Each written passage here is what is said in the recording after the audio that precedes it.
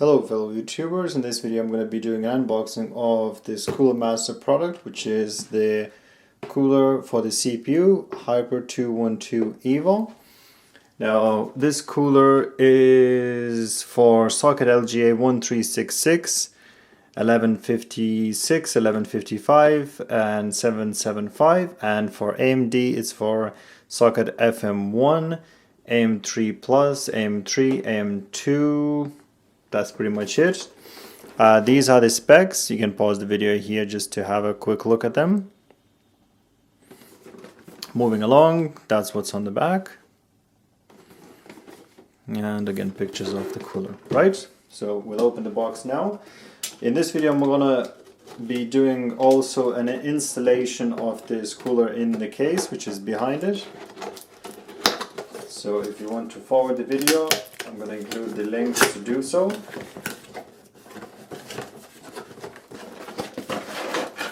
Right, and that's what's inside. Also there's a back plate. Right, so we have a back plate, a heatsink with the fan mounted already onto it with the clips on both sides, and it looks like so, nice and shiny. That's the bottom part. Now the application method for this would be different than the pea-sized dot in the middle. I'm going to show it to you when I'm going to be installing it. Here, well, that's just a paper thing, I think, to absorb the dampness and whatnot. Here we have the tools and the brackets and everything needed, including the very important component, which is the thermal grease, thermal paste or compound, whatever you want to call it. You also have 4 screws for fan if you want to stick it on the case, or to use for, more than likely to use for these brackets there. Okay, you also have your very important 4 screws that are gonna be mounting on the motherboard. I'm gonna be using this tool over here, and that's for this type of screwdriver, and on the other side they'll be secured with these thingies there. Okay, now very important, I had one of these coolers before where this kind of black washer wasn't on it. Guys, be very careful, because otherwise you might damage or short circuit the motherboard when the pressure is applied. And obviously have the whatever you call thingy there to basically put a pressure and secure your CPU cooler onto the motherboard and the CPU socket and so on. Now here are just 4 rubber bits.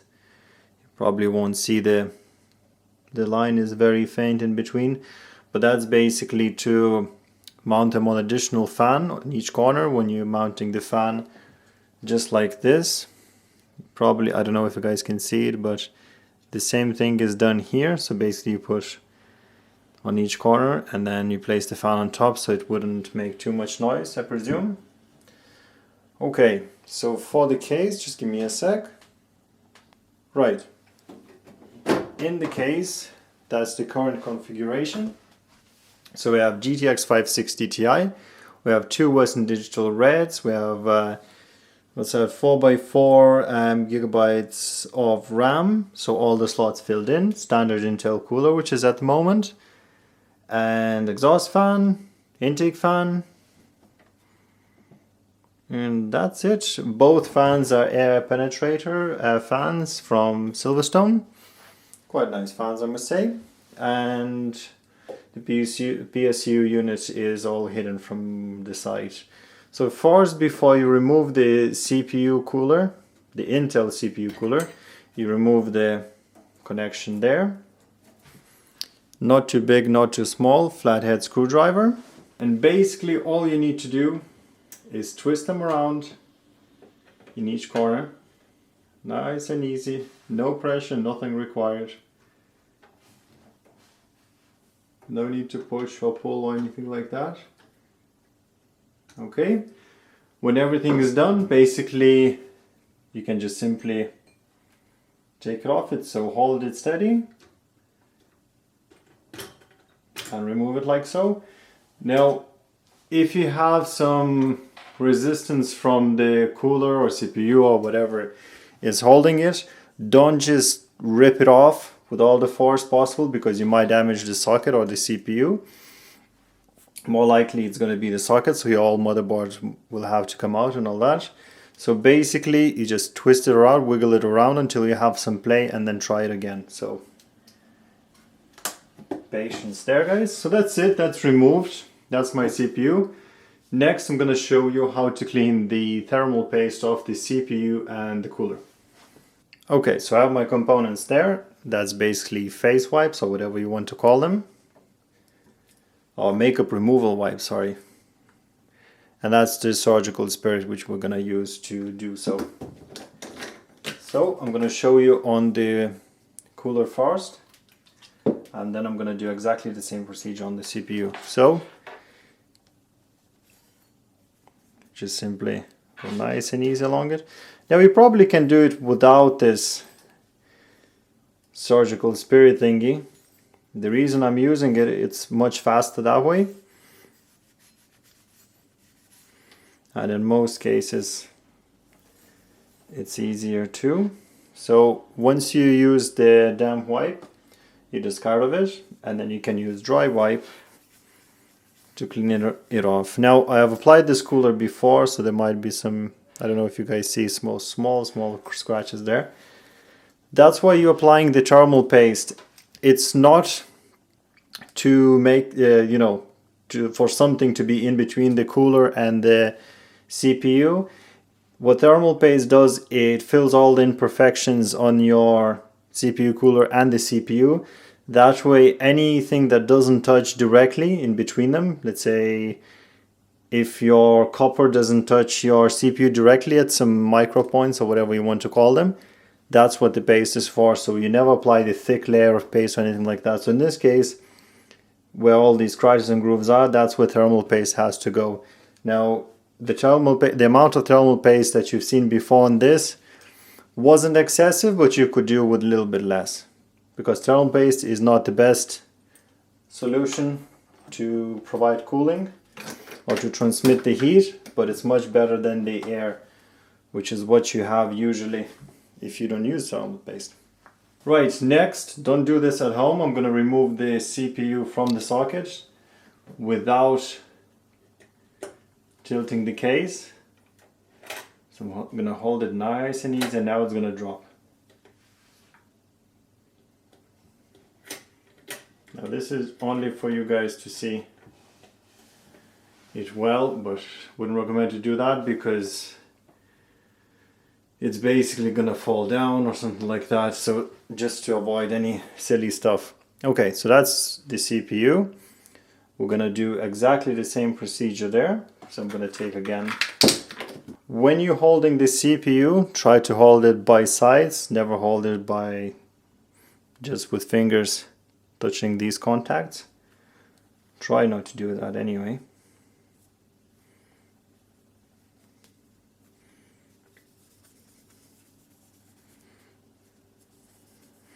And that's coming off nice and easy.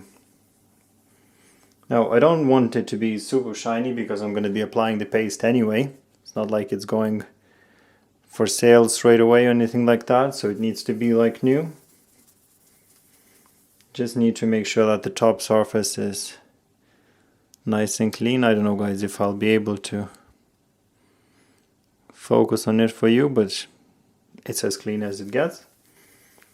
And it's dry. It's important to remove this surgical spirit because it leaves some sort of a kind of little layer on whatever you're cleaning. So try to remove it straight away, don't leave it to dry. So that's it. What I'm going to do now is, again, don't do this at home. Not on your own PC anyway. I'm going to put the CPU back into the socket. And I'm going to close this latch.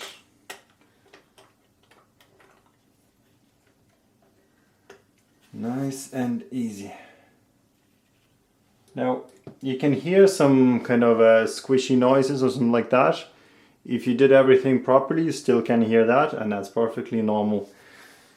Just make sure you did everything up to this stage right, as you were supposed to. Right, so next, the cooler installation itself. So place my PC on twisty thingy there, so I can show you guys how to do everything. First, just going to show you the manual quickly there. You need to determine, obviously, for what CPU you're using this for. Now I'm using for 1155, LG 1155. So for that, very important, just as per manual, when you're placing the bracket on the back, make sure that it goes like so. I'm just going to show you in a sec. Like so. That you don't place it face down like this. Now, to know the orientation, you can see the screws here. See 1, 2, and 3, and 1, 2, and 3. Same here. So it's gonna go like so, and then we're gonna secure it from the other side. So just give me a sec. Okay, first we're gonna place the screws inside. One of the screws fell off, which is good because I wanted to show you something. Now, I hope you can see that. Trying to focus there, guys. There we go. One side of the screw, probably can see the top one, is a bit flat. Now this is for a reason. This side has to go against the flat side here as well, so it wouldn't twist around. So I'm going to try to do that. That's it, that's done. So all the screws are protruding. So what I'm going to do now is simply try to hold them from the other side again, from here. So like so, hold it, and then place these things one by one on the other side. So I'll see you in a sec. Now guys, I'm nearly done there. One thing, you don't need to really secure them too tight, for the moment anyway, because the way the screws are made, they're not going to twist when they in this bracket. So you can just simply use the tool and secure them from this side, which I'm going to show you. I'm going to use the same screwdriver, which is perfectly fine because it fits, and you won't need too much force to secure that.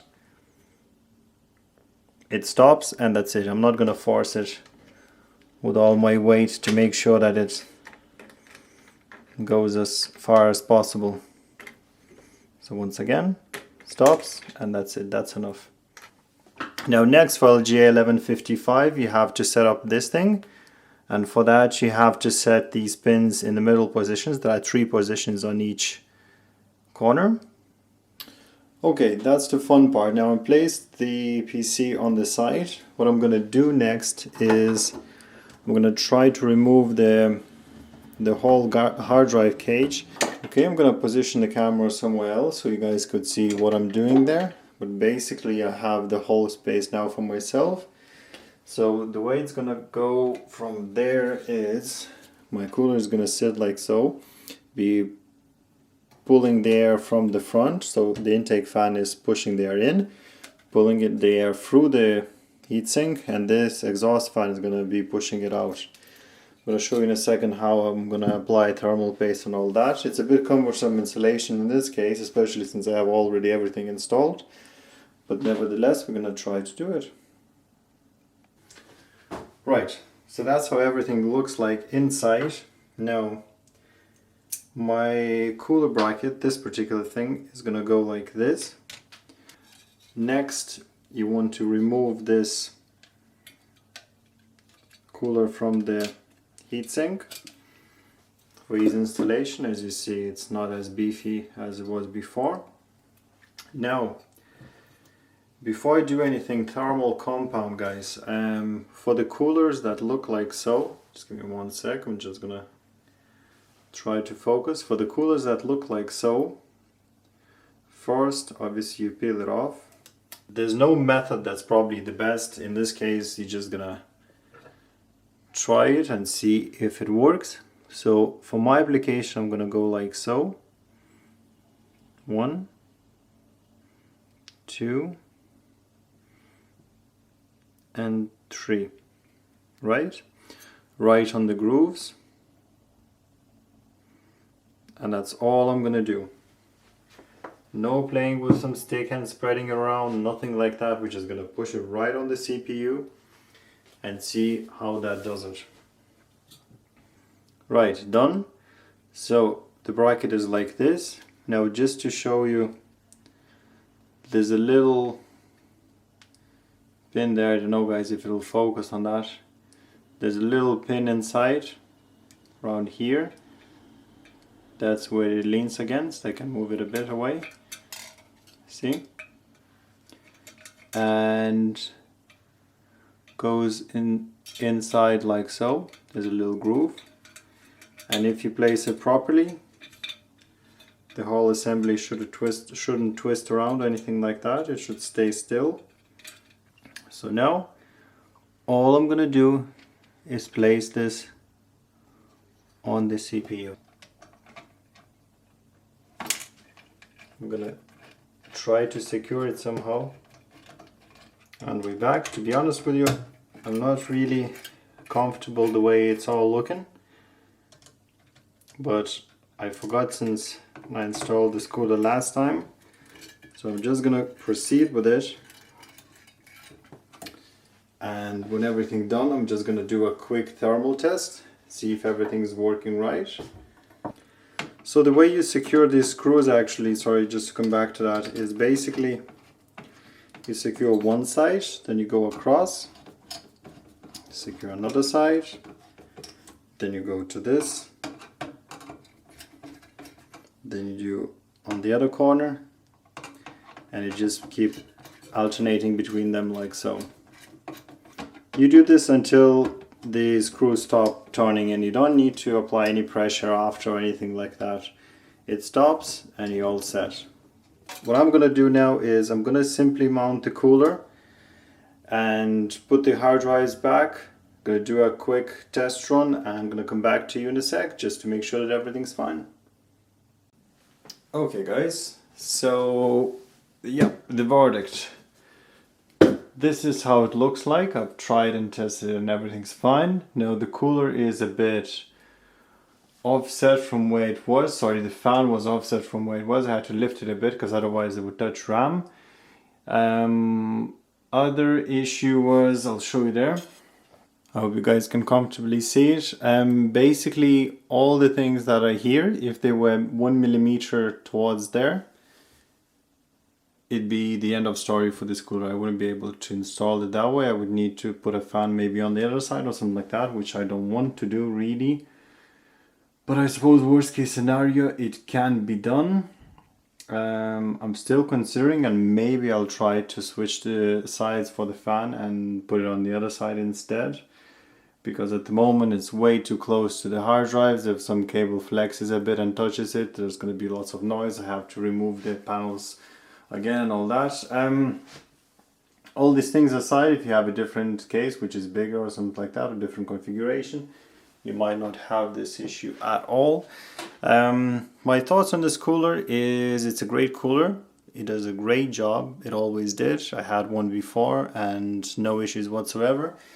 The thoughts of this case, I'm starting to think that it's getting too cramped and I might need a bigger case in the future, because it's becoming ridiculous here. Everything is just taking all the space and there's very little room for the airflow. As you see, the fan pushes the air through the hard drive cage, which is, you know, I already have 2 hard drives, so they are in the way. Then I have this thing which has a little bit offset cooler, the cables are in the way again, and then small little cooler there at the end, which doesn't help at all. Sorry, fan, not the cooler.